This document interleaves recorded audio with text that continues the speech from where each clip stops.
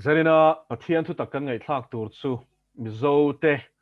hi Israel nambo kan nia chu kan ni na dik tak ani zia zarina hian kan ngai thladon ani Ezekiel bung som pakhat chang som pali atanga chang som ni le pakhat ni lo chiarang o Ezekiel bung som pakhat chang som pali atanga chang som ni le pakhat tin lalpa thu chu ka hne na lo thlenga mishing fapa I u nau te I chi le kuang te nge le Israel chung tu zong zong an za in Jerusalem lua tu ten lalpa lakata kal tai ro he ram hi kan ta tur pe kan to e anti ate kha an ni a helai thum zia chu Jerusalem lua tu te khan Israel fa saltanga kal to te kha shruai bo te kha I engen nol niangin an soya amaro chu ani lo zia lalpan aron soi don ani chang som paruk chu wangin lalpa pathian chuan heti hian ati ani hlat taka namte zi nga ka son bova son bo renga ram tam taka katidar na a reilo te chungin an lo thlen na rama chuan an tan hun thiang lim kaniang atia chu wangin lalpa chuan heti hian ati ani nam dang te lakata chu ka hruai khom le ang chewa in dar na ramata ka khom chuak le ang chewa Israel ram chu ka peng cheu tin chu ta chuan an lo kalanga thil bol hlo zong song le thil ten om zong song te chu ta ta chu an la bawang tin thin lung mun khat ka siam sakang chewa ril ru thar ka peng cheu tin an ti sa ta thin lung sak chu ka la bawanga thin lung nem an hne na ka peng ka dan siam te an zoma ka thuruat te an vona an ti thei nan ti chuan kami ten nianga ke po an pathian ka niang an bol hlo na le an ten om na ril ru thin lunga la zom te ero chu an sual mo chu aburin ka khum ti rang lalpan ati lalpan chu thiang him kan chia tak te kan zatan malmin som sakro se Mizo te hi kum tam tak chun chu kan origins khoya changa ron chor chuak nge kan ni ti shelovin thla tu te po chui thui thei vak lovin theory sang sang nein kan oma ma che bulfuk taka chiang kuang taka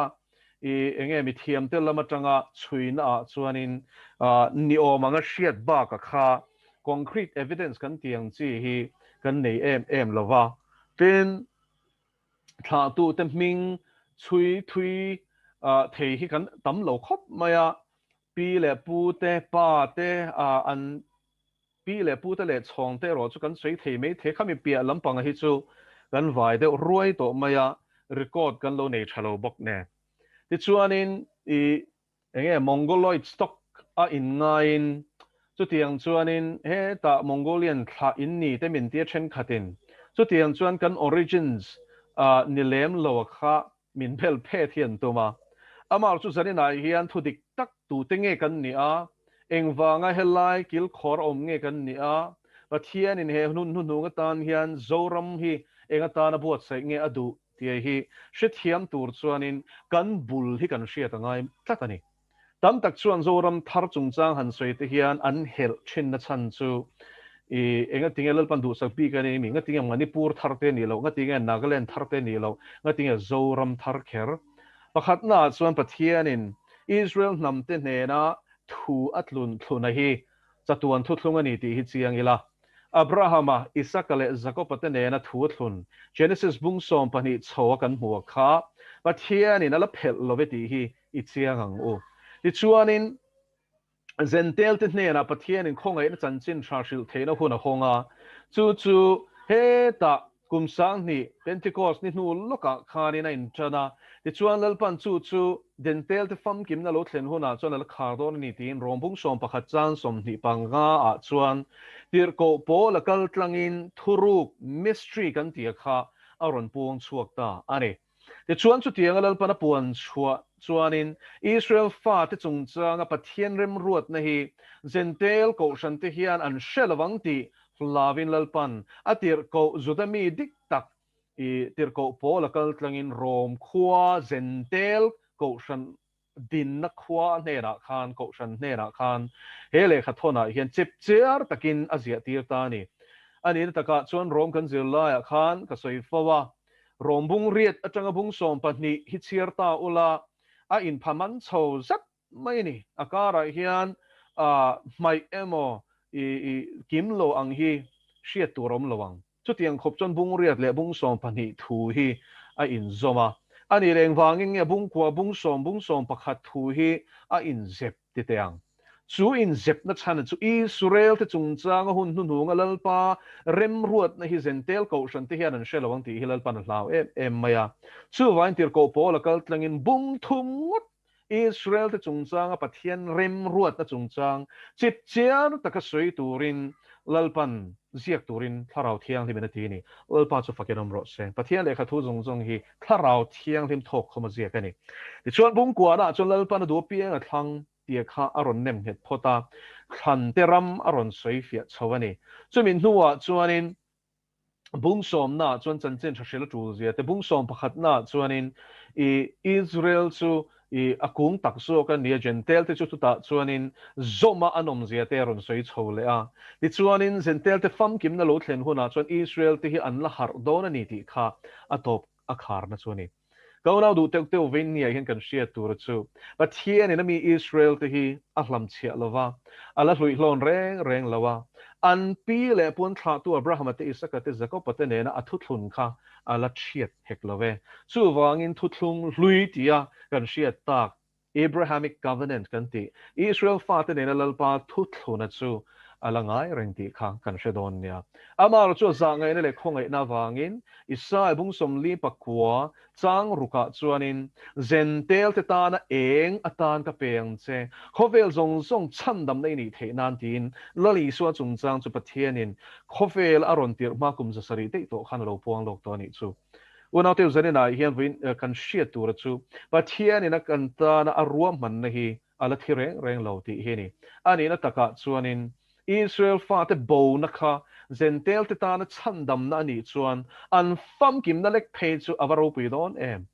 chu hun hun hun sermon I ka soi me ka kha khong ai takin lo ngai thaze lula chu nga chuan Israel fa te abik takin khola Israel rama om te ne na pathian ina chanchin thashil tur mi pani atir tu te chungchang te chipchiar takin kan lazir ho don ani chung chu Israel te ta na pathian hun ruat ani zanina hian lalpa thu chu kan ne na lo thenga ti in kan zir lai hi a in chanani enge poimo em mai chu I thu don khalal pa ne na changa I don ani em ti hi chiang ro I chiang lo ani chuan soi lo ngam ro a chan chu pathian thu hi high risk chi ni lova ni in ka shia ti mai mai soi chi ani ve lova eng wangin mo zirtir tu te mo phurna zakopa le khathon be chana ka soita ka khan lo ngai thanon le ta wala kha zirti na kha ro rel na nasa le zol kan to do na wangin pathian thu ni lo kan soi chuan in mishing an hla om lova pathian hi a hla om ber zo kani zirti na dik lo zani na hian ka pe chua kan hi chuan in pathian hi katan a hla om ber ti hret chunga he thu soi kani ti khangai thatu ten in lo sheve don nia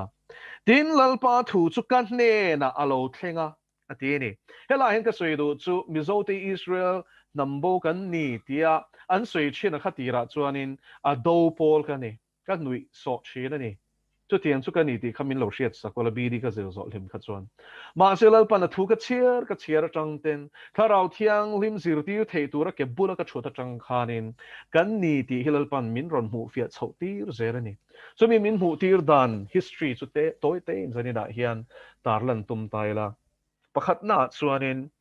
BD hi kumsang hi le pahnia AICS Academy of Integrated Christian Studies Shekina Hill Tanshila Tazir Chana sang hi le pakhata lal pan rongbol turin min kowa ta chuan orientation a khanin Hebrai chong le Greek chong hi a kopin a pahni in chong un lutuk nampui chong ma sang a changa Hebrai trong pay to divine language ten lo tia chen khat chuan a oyong viewing ka shia ti chuan chung chu kan han zir kop chu lu hai do khop mai amaro chulal pan khata khan tun nu ka shia thiam chau tur thil kha min lo phum sakani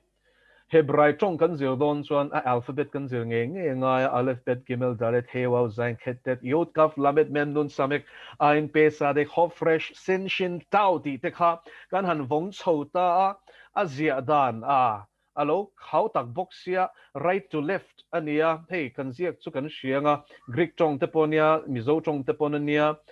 vai trong te ponia left to right kan ziak ta vela matangin chu vain vela matangin le khabu hi kan keu tlang pu Hebrai chu letling lau boxia thil tam tak mai kha letling kan ti to meng chu ang khani la langa a hedo bui hian a hria ta tira chuan har hi ka ti em maya ama chu Hebrai vowel kan zir taka kha Mizo te hi Israel nambo kan ni ti chin chiana pakhat na chu ani ta chuan vowel chu kan hria i trong reng hian lamrik dan phonetics kan ti hi anei ta ti chuan chu lamrik dan basic a foundation kan ti chu vowel kan ti hi ni ta ni kha khanin I thumal tin te sentence mo thumal tin lam dan kha ashila ni chu khang vowel kha foundational ania wangin language shil tu trong reng bul ania chu kan sia ta ngai ni ti chuanin vowel chuanin kan sia ta in english chuan a e I O U kan nei ta ni tro ti chuan a chu a ni mai sap chonga chuan ma silangin I Mizo chonga chuanin a kan ti de ya chu wangin sap chong kan chiar hianin Mizo chong ta khian kan chiar chena wang hianin anal du lo riawa te hi kan an ti deu chu zela hi sap chonga chuan anal lo ma silangin Mizo chong dik tak Mizo chong bul ani tak mai ni ti chuan Hebrai chong kan han zir khanin chu tho kha lo la ni chu mo chu tho kha lo la nia chu ania helai to nge pathian ina khalai Hebrai chong zil tur min ti na chan te po khati meteng bd zil tur min ti na chan te po khanom zelo nei vek ti hi tun nu hian ka shi thiam ta chawani ti chuanin Hebrai chong chuanin sap chonga a hi ania Mizo chonga po ani hi chuanin sap chonga E hi no E for elephant hi Hebrai chonga chuan A ania Mizo chonga enge A thawani taro chuan sap chonga I chunga dot hi no chu enge ni Mizo chonga chuanin E kan tile ta dei maina Hebrai chonga po E tho khalo nia chuanin O hi sap chonga O hi O kan tia taro Mizo in Hebrai po O tho lo ni chuan sap chunga U for umbrella hi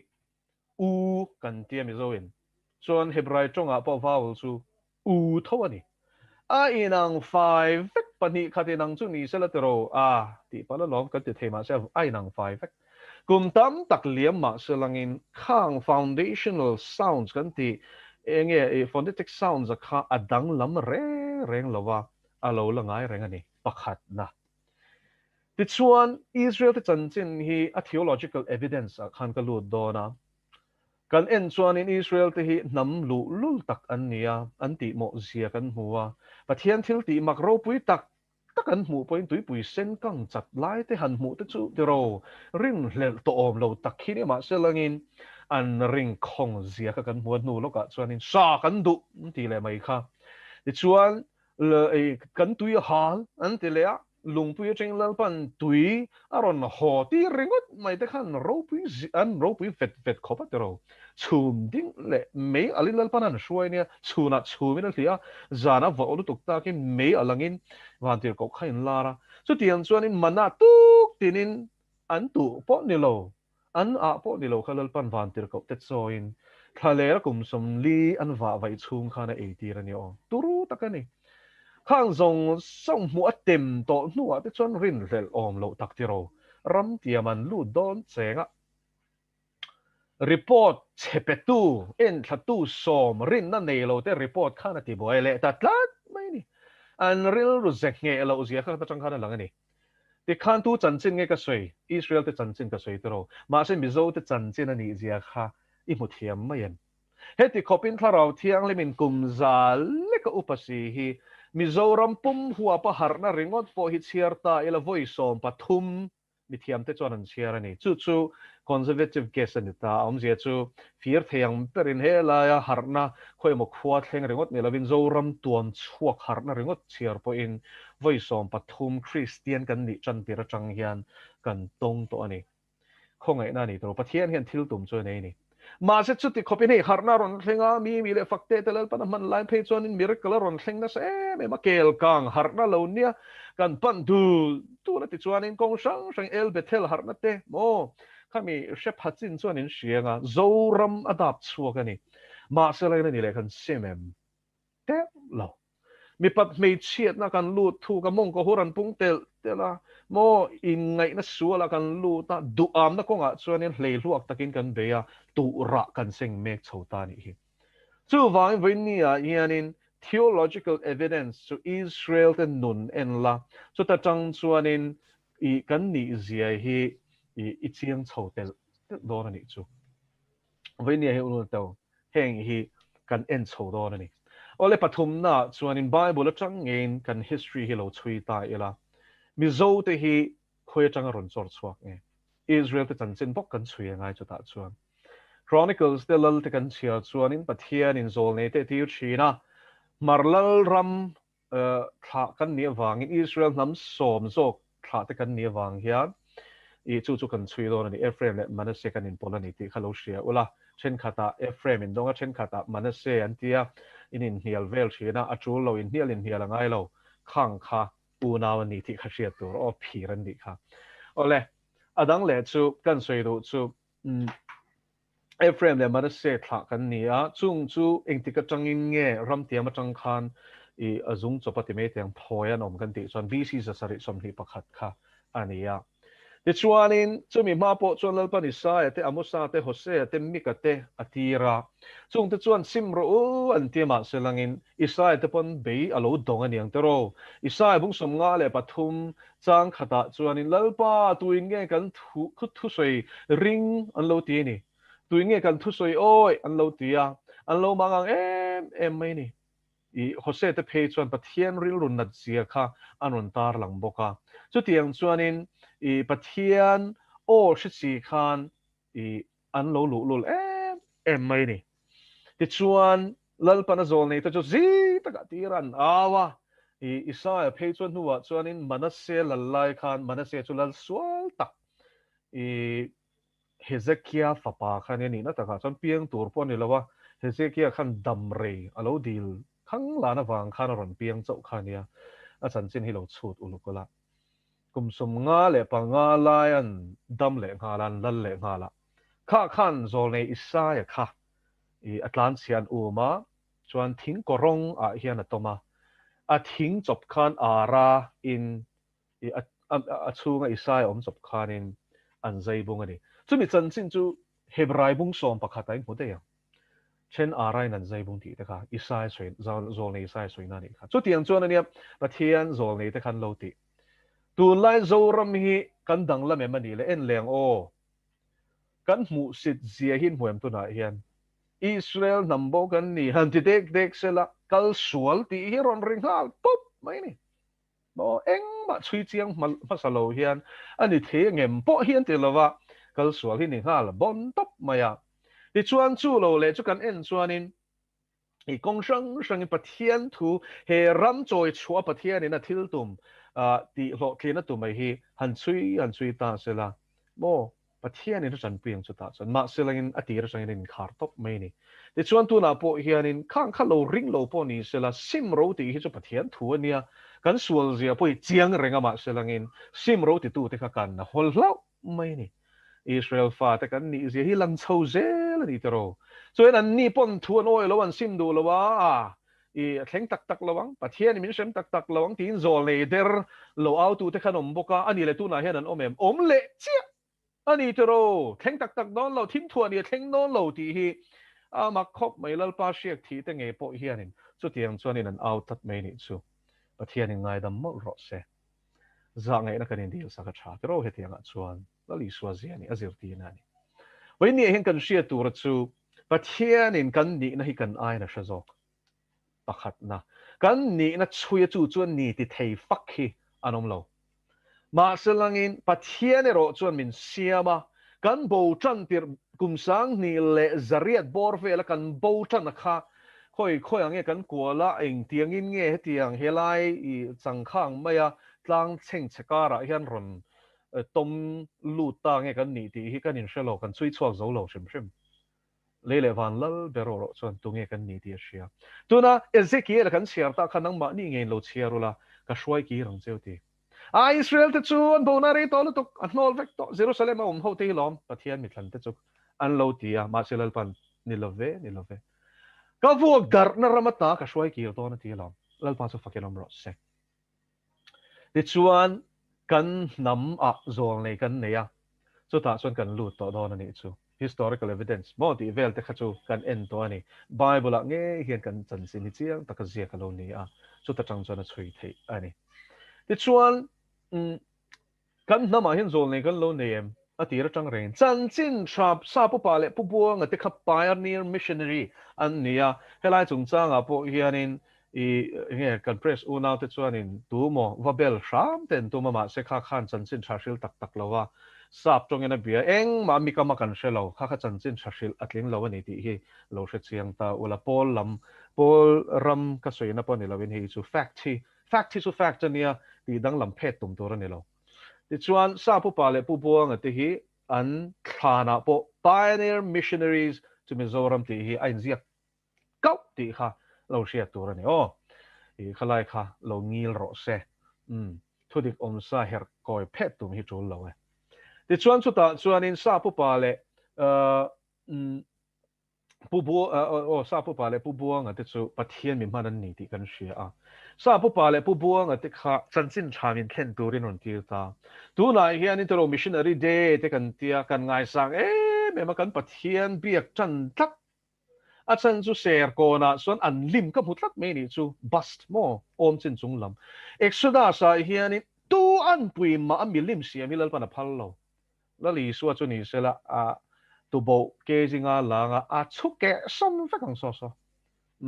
an ni po khala dam sela an tu mi lo tur thila ni ole chu lo chiang phot sela ma se an lo kal do na an chan chin charon ken tur kha oi tur min shil tu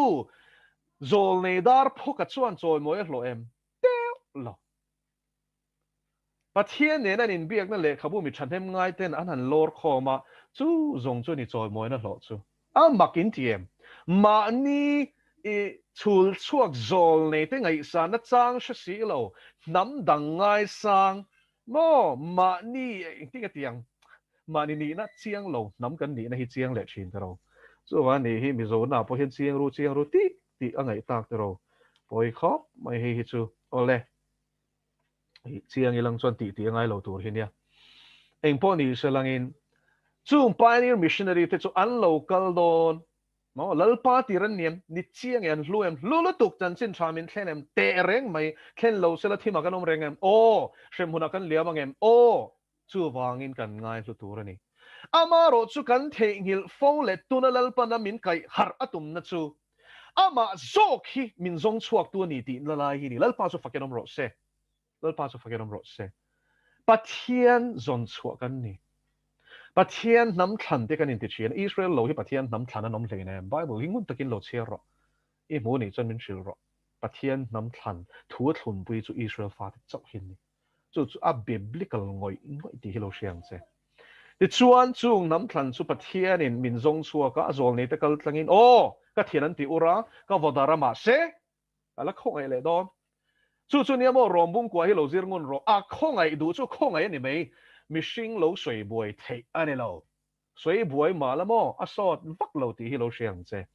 chu wangin a khong ai du chu khong ai ni mei pathian in ka vodar na a ka shoi ki le don ka zong chuak le don ti lam a zong chuak le don ani chuan khoi nge ka da le ti na lam ani lo wa sheve ka ถ้ากันโบจันทีระจังกันเป็นนะซอนแต่ใจนะเรามากันเป็นมาฟังกันมิดโรซีมดันเตวกษาเองไงมีอะไรกันเอชดันเตข้างซงค่ะแล้วปนช่วยก็มาเสลังอิน evidence ในตัวรินแต่เล็กขจีลกันปีเลยพูดนะสับุน parchment อันโลคนเตค่ะ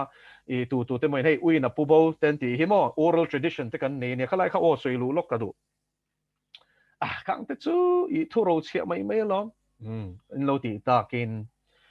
ทุทุงทาร์กันตีฮีทุโรเชียลอร์คอมเจียกันนี่ตีฮีอินโลชดอนเนี่ยจู่ oral tradition ตีอินกันเซลชีนะจู่มี oral tradition ทูอันอินพาสชอนไล่เริงอดปอจู่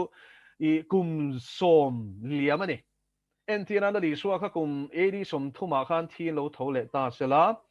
เอ็มสมทุมปฐุมโอ้ข้าไล่ข้าจู่เงี้ยยังไงด้านในนังเราเทียข้ามีดีเบตอะขันลุปุยเจ้ากับตุมละวะ จุดจังจวนอินจันจินชาเจียฟักเปอร์มาร์กาโปฮีดีสมรุกบอร์เวลได้นี่อ๋อกุมสมทุมค่ะอีสัวทุสวยเลยอาจันจินค่ะ oral tradition ก็อินฟลันชนพังอีพาสอันนี้จุดตาจวนจุดตาเตจงจางฮีอินซิร์โลจวนอันนี้เลยจุรินทักตักโดนมีอินโลติปาลังเอเฮล่าเห็นกันเชียตัวจุจุดตาเตฮี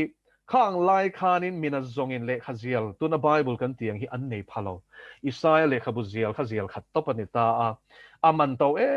เมียแต่พิรัสอัจฉริยะเรื่องโปขามันโตว่าสวุนอัจฉริยะเล็กเพย์เขาจูมินารันนี่จีอันนี้เราชิมอัตโตลุตุกจู่วังก็พิเชนขัดที่สุนทรกเต็นดาเยรูซาเล็มเทมเพลต์ขานินอันกอลชาบกาจู่ที่ยังจู่อันนี้เจ้าเจละมินาจงเล็มิมิรินะอันนี้พักอันนี้ละวันนี้จู่วังนั้นนินซิร์ที่ดามเบิร์จุนเอาปันไล่จังขันกุมส่งปันหินนี่โตขัดจันสุนทรกกัลตัวนี่จู่ตาจวนนินอันบายฮาตีร์ชีนันนี่จู่อิสราเอลบุ้งสมงาปฐุมเตนทีนันอันบายฮาตีร์นี่จู่โอ้แล้วปาตุยเงี้ยกันทูริงตีแต่ข้าอันบายฮาตีร์นี่จู่อวกนบวลเตตีดามิงกันนมตาตีแต่ขันบายฮาตีร์นี่จู่ข้างแต่ขันบายฮาตีร์เขาทุดเจนนี่อันเมมโมรีฮีอันเชียดนี่ใช่ไม่จู่วางินจู่ดาแต่ข้าจู่วางินละลีสวดทุสวยแต่ข้าขัดเยสวยข้าอันฟงกุมสมทุมนัวเจียกันนี่สักตีแต่ฮีอีโรเชียงโอ้จู่วางิน oral tradition ฮีมุสิตงดจีอันนี้ละวันนี้จู่ที่ยังบอกกินมิโซที่พูดเห็น oral tradition ฮีกันเราในนัวไม่อะแต่ส่วนอินทีนั้นอัจงมูมัลเทงพอินกันละวงมาร์ลัมปังกันมาร์อูนาวตจีงรงกับบอลไลน์อิสราเอลนำโบกันนี่ทูฮีจันขัดจุดทาราเทียนที่มินสวยรอมินตีก็เชคขบไม่อะลัลปนัชยามาเซลัลทุเปกจุดเดียวเทอันนี้เราจู่วางเงินก็สวยแต่ป๊บตามักขบไม่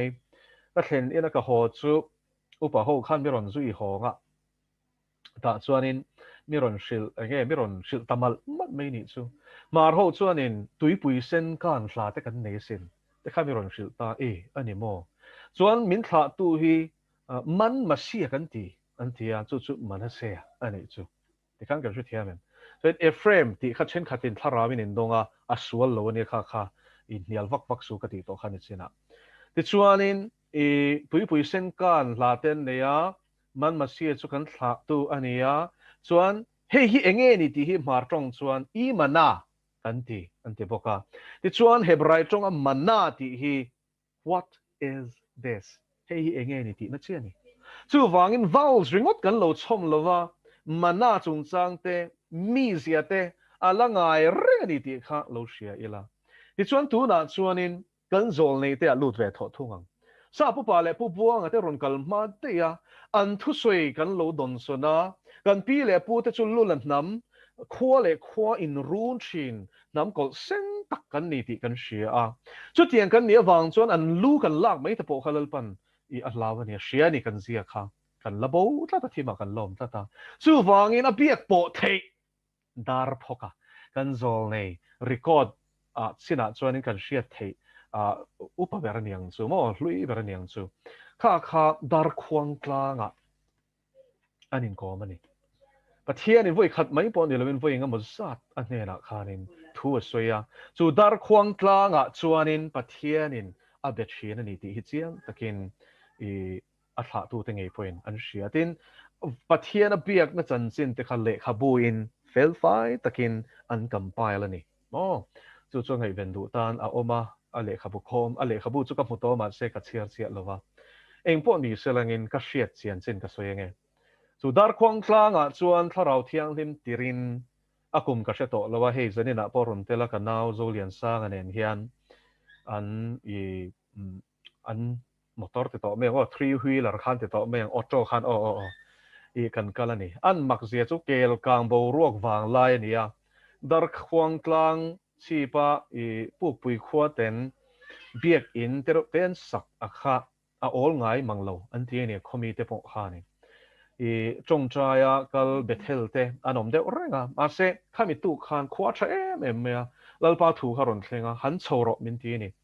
da chuan lalpa thu ang chuanin kanau chu kat khashila lalpan kal turin min ting tinge kan kalang katia chuan lo neya chumi chuan kan kal chhota a mak mai chu dar khuang tlang avoi khatna ta na lalpan min dai chhoti lai khanin tharau thiang hin chen chil na kha tlang khana lo na sa maya ti chuan zol nei ma saberina awle tun hun nu lalpan a enge he thim thua ni le zoram thar chung chang aw tur min ti te pahni kha kanin tok ta ni chu khata khan mo kan hriat phi na niang chu a in tok ta chu ka hriat dar ni chu a ro pui ka te lut tuka ta chuan kan chho ta chu tlang chu lalpan ser zia cheu ka hrilang cheu ka zuna chuak lut tuka tlang a han chuak chhawela ka zungang ka ti ril ruani ma se lalpa chuan mi ron beta chat maya i chhuwa chho main zung fel ro atlang a khalal pan ser thiang hin tok ta chuanin ka zung ka in thiar phasa ti khan kan chho ta chu ta chuan voin ni a hianin mina zong hne na ka soi ngai lo soi ngai ta tlat ngon takin ngai tharo hei hi kan dai chep to ti chuan dar khwang tlang chi pa i atong china tlang atong china chi kha chu ni lo kha chu chak te ni helaya puk pui khwa ten biak in an sakna khanin kan valu tamak em mai chu ta la te kha a en hong zel maya i khalai wong tu te kha chuan min lo sha thiam mai se lama se kha mini khal pa program ania ta la mai main kan ko dal thiang lawani pona ka naw nen kan chulal pa thuron thleng zela lom thu in soyang ati ni kan thu chi khalom thu soina tong china kan ne kan lu main kha tlang lal pa min shwai le khamin ni khalal pa ruat ani chuan lu tro le lal pan min tia lal thuang ze nin kan lu ta chuan a mas sabera lal pan min ser thiang hem tir chu khuang khani tuna hin kan shia Mizo rama hianin instrument chikim nen rol kan ota electronic drums kan tia kan ko shan ngei pon kan tuak mup ani ma selain chu khuang lal pana min ser shantir lai chuanin zoram lal pana din tharle huna chuanin a hriak thi te chawin lal pa fakna hian man hruai to don ti hi aron thleng ta ni chu lal pa hian adu fir to don ti lo hriang che talent nei na zong hi lal pana du lo atana in ser thiang lim tharau hriak thi te chawin pathian fakna hi he huna hian an hruai to don pakhat na chumin huwa chuan lalpan pheile ro min tia voisari tong chai khan langa ta chuanin mai cham hemi pulpit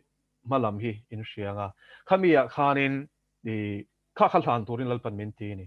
heta lalpa zanria sacrament buat sai thina hi ei theile theilo enge kongtin re nga intibor bang te point an sang mai mai tu na hi chuan ma se heti huna hi chuanin i pathian thu tak kan soi to nga chang tlak lo chuan chang su se ani tap to don ani chu ta chuan lal pana du tui em no na lal i suan na leng dun eng fa te chawin he sacrament lal pa uin le atak sa hi an chang thei to don ani ti kha lal pa thurun thlenga ti chuan adang le chu mai cha ma chang chuan pathian hriak thi te chawin chair an la to don pathian beram te ril runa makan ne na ron zual ko chin te hian min shil chin chu tharau thiang lim bo ru ka ta don so kan lim do na bo ru ka in kau chan chawa chairman in chu sharing chungin zanina tan chuan kan du to kang an han ti pop mai chu ril ru hian na phong an ti ni ko nau teu chu tiang chu lal pan thena phal to don lo tharau thiang limit tu man an timit lowanga thunun antum hek lowanga tharau thiang lim allal ber to don he zoram thara hian chu wan zoram thar ti khanin ti sanom chen na ringot clear tu te khasan in chel mail khatin in chel ti lo siang cheu pathian chi bai book na dik taka le ama chi na le thu pek te zom na lal pan min shwai zok don ani chu ni a thar na lai taka chu khát là chiang lo in omani chuan in pathian in khong ai cheu ro se chu wangin lalpa shiathi lalpa miruat tharau mit mengte chawin in khom an kai hrai to don ani lalpa chu faken om ro se tu na chuan an thiam na wanga kan ruat mai mai te an nei nu na wanga ni na kan pek mai mai te hian e ru reng chung poin an hruai mai te ro a te hian an hai to don lo pathian chuan nun chung ril thlengin a fan chua kanga hruai tlak lo chuan an hruai to don lo bani lalpa chu faken om ro se tharau mit mengin pathian du danang thlapin in khom an kai hruai to don tharau thiang lim ti mi le ti nat le ti vui le ti lung ngay nom to lawang lalpa chu faken om ro se he zora ma hian mo kan du hun ai hian in kan ti top the mo hi kan ti te ro chu wangin ania he zoram hlui hi chu lalpa na thia dar vek don biakin moi takka ena moi ka ti hlek chuan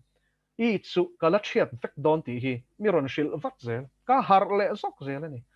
mission na hian architecture hian min lo ti boi ve man thi lamo i ole chu chu ni kan lal ru chu building moi a boi lo shero upa te po khan in lo ngai thani chuan pastor te po khan building ni lo win a ko shan tak tak a beram te hi lo boi pui to zok ro pathianin a chan chu mo in boi pui lo ani chuan chu tiang anga chom tur a thin lungang pumi chu pe mei don lo ese ke le kan zir chho ze langa in la hu fia tel tel don beram te mangai tak tak tu antana nun thap ngam beram pu hilal pan ane ne o a cher romek tu na hian lalpa chu fakiram ro se chu tiang davida aga beram te mangaya sakin an se to po chu le tu khopal lo nei lo beram pu tha hilal pan ane ne zorama hian chung te chuan beram te hi thut takin thupuar poleng le pitar te thon thu ni lovin khovel fin a thak ni lovin pathian thu takin an chom to don ani chuta chuanin ril tramin anin khom hian hole to lawang lalpa chu fakiram ro se zerina ka soi hi ding nei chuan lo chin chia ro a thleng don ti chuan chumi huna chuanin pathian in a beram te chu chom turin pulpit min hlan tir le ta ni chu khuang ti ro mai chan ti ro pulpit pa poi mo em du le adigrin nei ringot hian thun sei to don lo ti hi chiang ang wo ni na hi nga ma lalpa na ngai lo ni lo na po hi ngai chuang lo ama tri tak tak tu chia lo rin om te chu pulpit la nga chuan mishing du dan ne lovin lalpa du dan angin hlan kai nan omanga chung te hne na chuan beram te chaw tu chu lalpan a pe nga tharavin thu an soi to don lalpa chu fakenom ro se tu na chuan in tram atlani tro kan in khompon thian ro puinan chok ka soi do na tu ma soi chiat ka tum lo lalpan ka thin lunga sia ma selen chol ni tu ka kan in khom thei lai khan kan upa hian thu soya a ming ka soi don lo ba tu ma ti mol pho ka tum lo ti hi ka soi non le du ama ro chu kan din mun run thak zia ero chu soi fia ngai tlat pathian thu chu soya soi war em mai ka ti ringa a au ring boka ma selangin mo ka tharau nun hi chom thon ka sing lu thei reng lo kha ka boi ta thak mai ni chu ka dik lo ani ang lalpa ke ma hian fel lom ta mi lalpa enga tinge thu sei khi ka e thei reng lo ke ma hian siam dik ngai omani chuan lalpa min shil ro tu na po ka simang ka tiama seleng chu ta tharau thiang le min shil chumo chola turin ka ke bula thu pe hek lovi engti ka beram te chom te lu lang ati upa te har ro pathian ina beram te chom thei beram pu adin don chung te chuan tu mai ma za lovin lalpan soi turati a thuta khandai siam ton chu ani nang takin an vai to don ani a chu a to men chu ka unau te zarin thu po hi a siam ani taro a siam lo pathian thu lo Hebrai bung li chang som pani kha chia ro I suwa hi chu thutak khandai siam ton a chu ni e lalpa chu fakinam ro se pathian thu hi mani du dana pol dal tur ani lova a hla om lutuk bel tur ani heklo soiro atianga soi mai tur chu lele van la berlom na berani ti hi zo fa te hian siang u chu wangin chu tianga ril ruang pumi ama bak lau nei lo krista pasal chate thu oi sabeng tung ang ngai tlom lal chuan thei na te chuan lal in soiro ati chu pulpit tlang atang chuan beram te chom nan an soi tho don ani adot le tho lom ip lalpan min hlan tir le ta ni ip la la hlan ro min ti a ka chuk le a chuan tho lom ip an lo khun ve ro me chu kala a thian me na ka hlan ta ni tu na hi chuan ti ro e ruk na sum po hi lut mop mop mai ni kan thiar sang lem lo anh ấy rùa hết tất trăng hết tất trăng hết tất trăng ấy rùa lâu hiện claim tổ tí này chú lần pan thế lại hiện hệ dâu ra mà hiện tuôn dâu ra mà hiện chuan chú ấy rùa nó sum chú căn là na lalpa min pom sak ro kan han teri ngot se la chú mang chuan bia kin moi tak tak te kan sa te ro chú wang ne lalpan ti bor ban hi phal don i shwe thiam tam te khan ku tling lova sum nga chú varung ma ni tui ne lo teo ke wang ani ala dam lai nan shan san nga to pa chuan mi a alo ni ang ati zeremi abung som pasari lo chiar ka phua chopa mati lo tiang e de chuan thu fing bung khat I chiar le chuan chu tiang chu ni du te kong chu a to pa chuan an ma ni nun na nge lang ate bokani chu wangin he du na hian a to pa chuan du te nun na la don chu tiang chu pathian in tholom ipa hian lu a phal to don lo lalpa chu fakinom ro se atan dik taka kan lak lu so kan lakho manga chu akol tu te po in dik takin an mangang no khoi ching pen nom to lawang chia po ma te khan ko shan treasure ten sum ko shan sum an lo da kham an lo chia ve ti te kha kan han shiat te khan te ro I tak ni mo ani phei chon avarat thak em mo ma se khang khatleng to don lawani alut a thiang limanga amman na thiang lim to nga eng mo ti sa project ni lovin mo khoi lai ram lei vak lam ni lovin pathian chan chin chashil ani theina turatan he sum hi manane to anga aram zauna tur dik taka man ani to don en lalpa chu fakenom ro se politics ten ain rol fe do don lo ni chu chuan lalpan chuak turin min ti ta a la zo lo ni chu so ta chuak tur min ti chuanin ashar te hi tharau mit meng an ni to don moi takan nal taka plaster mai plaster a phekok sang bun ringot an ni don lo mi pa po chu tiang bok tharau mit meng lalpan da to don ani chu lalpan kanan baptist ko shana khan athem alo min lo tem tira ta chuanin tharawa ron piang tlerol te khalalpan man ruwa manga an kanan baptist ko shana khan khom puyen nia chu ta chuanin aronin khom ate kha min shil na nia ain khom ate kha sa da an lo pai ru ni chuanin an bula tak sa chet nen tharau thiang ni na tira lu phal lo top kapu khong ai takin eng man mu lo ti sa chuan ma se tharau na shiat ti isa da pai kha pai ro khong ai takin biak pu ka keng lut sun ti ni chu tiang chuanin he biak bu ka lut tur te le chuak tur te po hi heng ashar te hian an lo filter don ani tharau shiat ti nan na men lo in lal pan thuam don ani shiat nei na thuam don ani chu hetian on kal mai hi enge an pai enge mo khang kha al pan shiat ti don ani an ma mo thlengin venia hian chu tiang chu lalpa ina adin tu mani ti hi zo fa ti u lo shera u Israel nambo in nia ma se Israel na khachapo na man tur ani reng lo ti ro ka soidu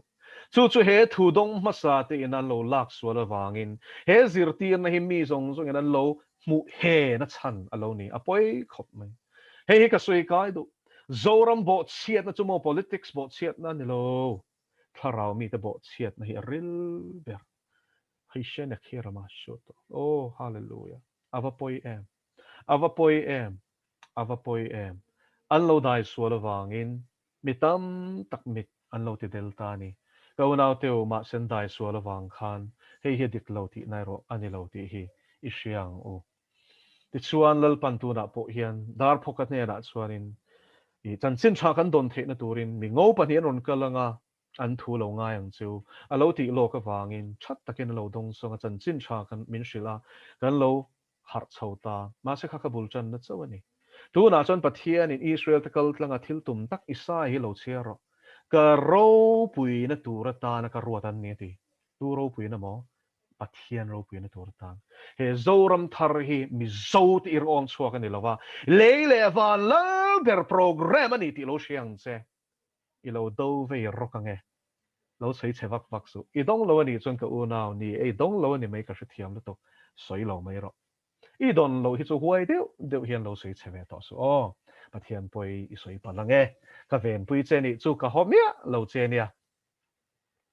Him thua ni ram huai a chua tok te hi ka seta fo maya ka rilwan tina a ka khongaya ka hlo pui bok hoi ni a hian chung te chu lo phim khur to ro in dong lo ni chuan dong lo wang khan om ve mai ro in don chin kha huai takin soi mai ro chu wangin hei hilal pan ati do na he zoram ten om lutuk top lutuk hi mon bur ka khum tir na ti sim du lo chu lal pan a thiar chuak don tu na zanin kan chiara khan chiang takin kan chiar to ka khela shi chiang lo ni chon lo chiar ve to mai ro ta chuanin ring ti khong tlat sim du lo thin lung thar pu du lo kha chu lal pan a chia don tin zo na tam tak ka mu chen chu kan I rin da na te hi dar saro pui se UPC in Trinity ring an e lawa Trinity ring in UPC an e lawan in soi che bong bonga in nial na a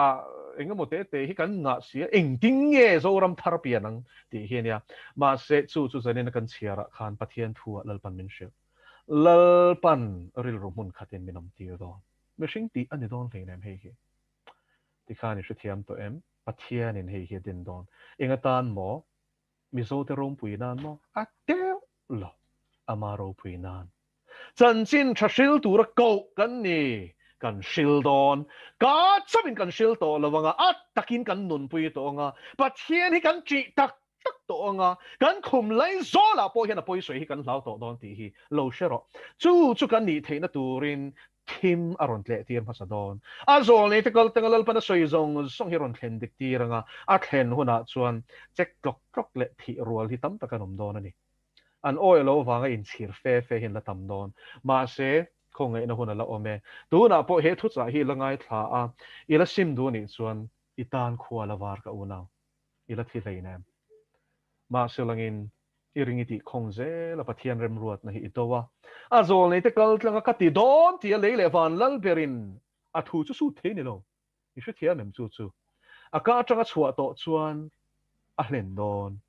a hlen nge the na turin Jeremia bung khata chuan ka zuyang a thi chu mai vein ni hian zol nei te puan a wanga thleng dik tur ani lova pathian thu ani wanga thleng dik tur ani a chu lo hriala zaina kan soi hi thleng tek to na in pe ang che in chen nge khong ei da hun kan nei ka hrelo lalpa chawena hria buai pui tur ani lo khalam pang kha ma se chin chia na hi lo enang che engkim mai hi pe ferenom ta India po China do turin nas takin in puat sa a military po nas taka sik soi dang lamatum chhoti te kha